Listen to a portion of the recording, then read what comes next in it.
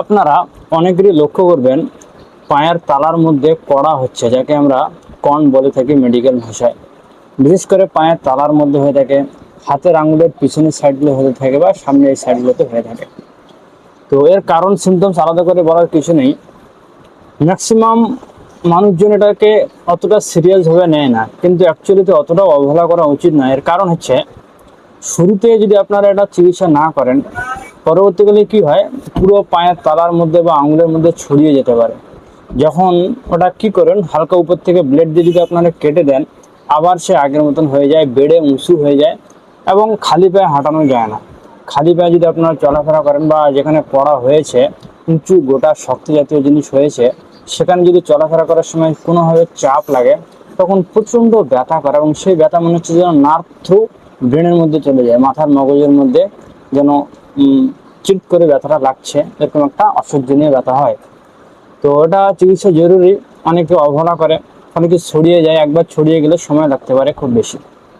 তো এই কন্ডিশনে আমি আমার প্র্যাকটিক্যাল অভিজ্ঞতা শেয়ার করছি। ম্যাক্সিমাম ক্ষেত্রে ভালো রেজাল্ট দিয়ে থাকে। যদি 100টা পেশেন্টসকে দেওয়া হয়, 80টা পেশেন্ট ঠিক হয়ে যায় এই মেডিসিন। সেক্ষেত্রে আপনারা এই মেডিসিনগুলো ব্যবহার করতে পারেন, কোনো রকম কোনো সাইড ইফেক্ট আপনারা এই মেডিসিনে দেখতে পাবেন না। তো 1 নম্বর যে মেডিসিনটি আপনাদের ব্যবহার করতে হবে এই সমস্ত কন্ডিশনে, সেটা হচ্ছে অ্যান্টিমক্রুড। অ্যান্টিমক্রুড ফার্স্ট চয়েস অফ মেডিসিন হিসেবে প্রেসক্রাইব করা হয়। বিভিন্ন ডাক্তাররা সবার আগে এই মেডিসিনটি প্রেসক্রাইব করে থাকেন পড়ার জন্য।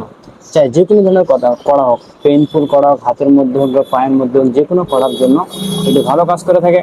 এটি খাওয়ার নিয়ম 200 সিএস পোটেন্সি দিয়ে 2 ফোঁটা করে সরাসরি জিভের মধ্যে দিয়ে সকালে এবং রাত্রেবেলা খালি পেটে দিনে রেগুলার আপনারা খেতে পারেন। 2 নম্বর যে মেডিসিনটি ইউজ করতে হবে সেটা হচ্ছে ফেরামপিক। ফেরামপিক আপনাদের 30 সিএস পোটেন্সি দিয়ে কিনে আনতে হবে। এটিও সেম যে কোনো ধরনের করার জন্য খুবই ভালো কাজ করে থাকে। চাই মাল্টিপল হোক, চাই সিঙ্গেল হোক, প্রচণ্ড ব্যথা হচ্ছে, ব্যথা কমানোর জন্য করার সাইজটাকে ধীরে ধীরে ঠিক করতে ভালো কাজ করে থাকে। এটি হচ্ছে 2 ফোঁটা করে দিনে 3 বার খেতে হবে, সকাল দুপুর রাত। কিছু খাওয়ার 8 ঘন্টা আগে বা 8 ঘন্টা পরে। প্রথমে যে ওষুধের কথা বললাম, এই ওষুধের মধ্যে মোটামুটি একটা 15-20 মিনিটের মধ্যে একটা গ্যাপ রাখবেন। এবং 3 নম্বর যে মেডিসিনটি আপনাদের ইউজ করতে হবে সেটা হচ্ছে biochemic medicine calcarea floor. Calcarea floor আপনাদের হায়ার পোটেন্সি 200 পোটেন্সিতে কিনে আনতে হবে। ছোট ছোট ট্যাবলেট ফর্মে আসে, সাদা ট্যাবলেট, মিষ্টি গুঁড়ি মুখে দিলে গুলে যায়, খুবই ভালো কাজ করে থাকে। ক্যালকেরিয়া ফ্লোর ব্যবহার আপনাদের আলাদা করে বলার কিছু নয়। যে কোনো ধরনের বাড়তি ওভারগ্রোথের জন্য, বিশেষ করে যদি সেখানে শক্ত কঠিনতা ভাব থাকে, সেখানে ক্যালকেরিয়া ফ্লোর ভালো কাজ করে থাকে। আর কড়া এক ধরনের একটা শক্ত জাতীয় ওভারগ্রোথ, ভিতরে শক্ত একটা স্ট্রাকচার পাওয়া যায়, সেই জন্য এটি ভালো কাজ করে থাকে সেখানে।